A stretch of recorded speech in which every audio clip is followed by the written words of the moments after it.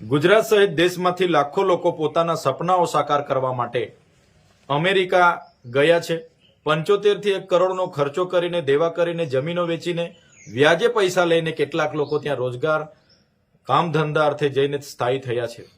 ત્યારે બીજી વખતના રાષ્ટ્રપતિ બનેલા ડોનાલ્ડ ટ્રમ્પ દ્વારા નિર્પોટેશનની કડક નીતિ અપનાવીને જે ભારતીય પર એમણે કડક વલણ અપનાવ્યું છે, ત્યારે પહેલી ખેપમાં 104 જેટલા ભારતીયોને લશ્કરી વિમાન 130 સીપ્લેન દ્વારા અમૃતસર લાવવામાં આવ્યા।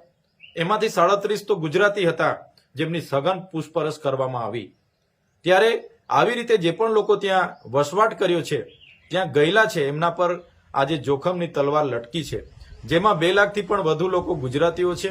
16 થી 17 લાખ લોકો દેશના છે અને પૂરા દેશમાંથી આજે 65 થી 70 લાખ લોકો ત્યાં વસવાટ કરે છે। ત્યારે આપણા વડાપ્રધાનશ્રીનો વિશ્વમાં ડંકો વાગે છે એવું આપણે સમાચારોના માધ્યમથી સાંભળીએ છીએ। અમેરિકા સાથેના સંબંધોની વાતો સાંભળીએ છીએ, ટ્રમ્પ સાથેની મિત્રતાની વાતો સાંભળીએ છીએ।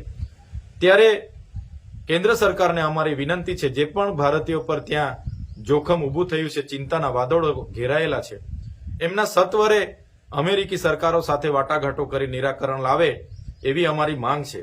સાથે આપણે વિશ્વગુરુ બનવાની વાતો કરીએ છીએ, ગુજરાત મોડલની વાતો કરીએ છીએ, ત્યારે ગુજરાત સહિત પૂરા દેશમાં એવી રોજગારીની તકો ઊભી કરવામાં આવે, જેથી કરીને આવા કોઈ પણ વ્યક્તિ પોતાના પરિવાર સાથે વિખૂટા પડીને વિદેશ ન જાય અને આવી જોખમની નીતિ ન અપનાવે।